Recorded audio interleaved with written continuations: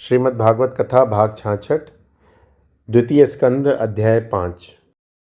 कृष्णं नारायणं वंदे कृष्णं वंदे व्रजप्रियं कृष्णं द्वैपायनं वंदे कृष्णं वंदे प्रथासुतम्। ब्रह्मा जी के स्थान पर स्वयं को तथा परमात्मा के स्थान पर शुद्ध चैतन्य को रखकर विचार करें। हम अपने द्वारा क्या क्या कर सकते हैं? कुछ भी नहीं। यहाँ तो परमात्मा की इच्छा से ही सब कुछ चल रहा है। लेकिन हमारे चाटुकार कहते हैं आप तो बड़े सफल उद्योगपति हैं, आप तो बड़े अच्छे प्रवक्ता हैं। हम गर्व से फूल उठाते हैं। सच तो यह है कि सब उस चैतन्य की ही अभिव्यक्ति है। अभी हम बोल रहे हैं, आप सब सुन रहे हैं तथा सब कुछ बढ़िया चल रहा है। अभी यदि मुझसे चैतन्य की अभिव्यक्ति बंद हो गई तो सारा ज्ञान, सारी वक्तृत्व कला जस की तस धरी रह जाएगी। महानतम गणितज्ञ आइंस्टीन का मस्तिष्क भी अभी भी उसकी प्रयोगशाला में सुरक्षित रखा हुआ है। उसके सामने 2 से 2 जोड़ने का सवाल रख दे तो वो हल कर पाएगा? सारा ज्ञान जिस चैतन्य के कारण संभव है वही उसका अपना स्वरूप है, ये समझना आवश्यक है। ब्रह्मा जी नारद जी को बताते हैं, माया भगवान के सामने तो डर ठहर नहीं सकती, लेकिन संसार में अज्ञानी मनुष्यों को मोहित कर लेती है, जिसके कारण लोग ये मैं हूँ, ये मेरा है, ये ऐसे है और मैं की बकरी चलती रहती है। इस प्रकार व्यर्थ आलाप करते रहते हैं। फिर सृष्टि के तत्व का प्रतिपादन करते हैं। हुए ब्रह्मा जी कहते हैं, नारद, सृष्टि की निर्मिति में 5 चीज़ें लगती हैं: द्रव्य, कर्म, काल, स्वभाव और जीव। इसमें से कोई भी वासुदेव से भिन्न वस्तु नहीं। ऐसे जो भगवान सबके ईश्वर, सबके स्वामी, नियंत्रण करता हैं, वे स्वरूप हैं तथापि निर्विकार हैं। ये सबके दृष्टा भी हैं। संपूर्ण सृष्टि परमात्मा की है और इनमें विकृतियां हैं, किंतु सभी आकारों और विकारों को आधार देते हुए भी परमात्मा स्वयं किसी आकार में बंधा नहीं है।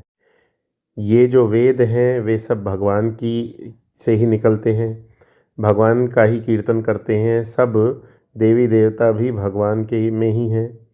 जितने भी योग आदि हैं वे सब भगवान में ही हैं। जितने भी योग साधनाएं हैं वे भी भगवान की ओर ले जाने के लिए हैं। तप का अंतिम स्थान भी भगवान ही है। तत्व का प्रतिपादन हमारे शास्त्रों में अनेक स्थानों पर सृष्टि के निर्माण का प्रसंग आया। अलग अलग स्थानों पर भिन्न भिन्न गुरु शिष्य हैं और सबके वर्णन में थोड़ी थोड़ी भिन्नता। इस भिन्नता का कारण यह है कि गुरु का उद्देश्य सृष्टि के निर्माण की प्रक्रिया बताना नहीं, बल्कि इस प्रसंग के माध्यम से ये समझना कि संपूर्ण सृष्टि में परमात्मा ओतप्रोत है। बताया तो गया है जगत के विषय में, लेकिन तात्पर्य यह है कि ध्यान परमात्मा की ओर जाए, जगत में ही भटकता न रहे। इसी बात पर शोध करता न रह जाए कि बिग बैंग थ्योरी ठीक है या ब्लैक होल थ्योरी ठीक है। प्रसंग तो यह है सृष्टि का, लेकिन इसमें महात्म्य इसकी निर्मित का नहीं बल्कि भगवान का है। जैसे किसी व्यक्ति के मन में धन का ही महात्म्य हो तो वह जहाँ जाएगा, जो देखेगा, जो कुछ वार्तालाप करेगा, उसमें घूम फिर कर बात को पैसे की ओर ले जाएगा। तुलसीदास जी कहते हैं, कामी ही नारी प्यारी जिम लोभी प्रिय जिम दाम। जैसे कामी को नारी प्रिय लगती है, लोभी को धन प्रिय लगता है, वैसे ही भक्त को भगवान प्रिय लगते हैं। अतः वे बात चाहे जगत की ही करें, उसे घुमा फिरा कर भगवान की ओर ले आते हैं। वही उसका उद्देश्य होता है। सुखदेव जी ने प्रक्रिया का वर्णन आरंभ करने से पहले ही ये बात स्पष्ट कर दी, सब कुछ भगवान का ही है। द्रव्य, कर्म, काल, स्वभाव आदि को हम भिन्न भिन्न रूप से देखते हैं, लेकिन इन सब में एक ही परमात्मा का दर्शन करना सभी साधनाओं का परम लक्ष्य है। जगत में जब कोई भी वस्तु बनती है, एक तो होता है द्रव्य का पदार्थ जिसमें वस्तु बनाई जाती है। वेदांत की भाषा में इसे कहते हैं उपादान कारण। दूसरा होता है उसे बनाने वाला, जिसे कहते हैं निमित्त कारण। जैसे घड़ा बनाया गया तो मिट्टी हुई उपादान कारण और कुम्हार हुआ निमित्त कारण। लेकिन इस सृष्टि के निर्माण की प्रक्रिया अनोखी है।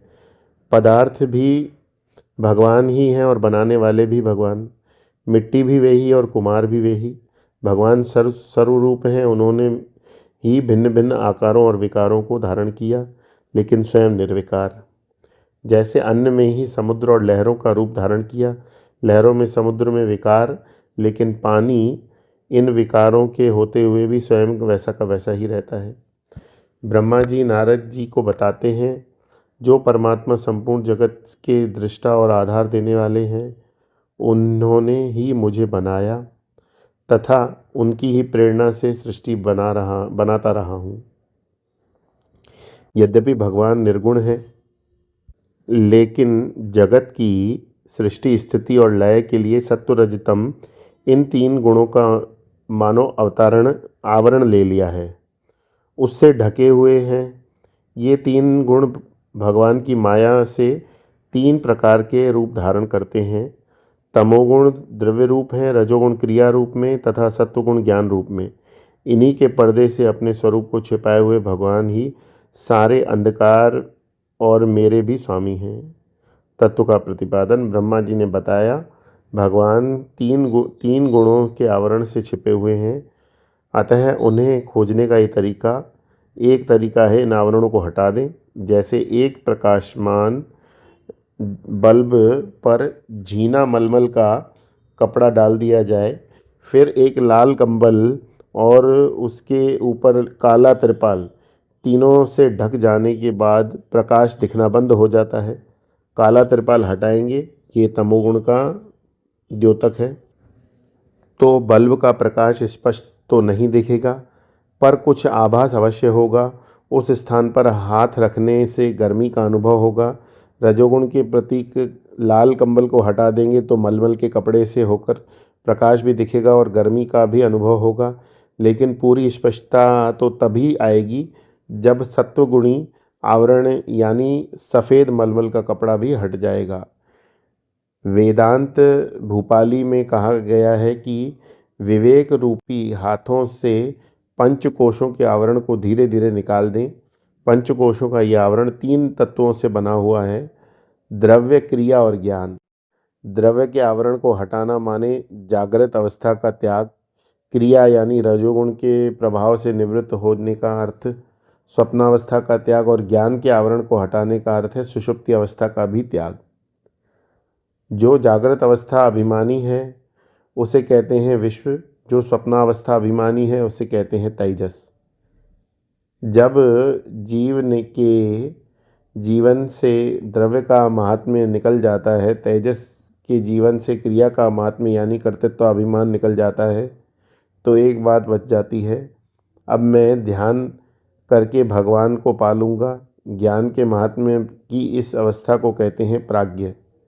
लेकिन ध्यान के द्वारा भगवान की प्राप्ति नहीं होती।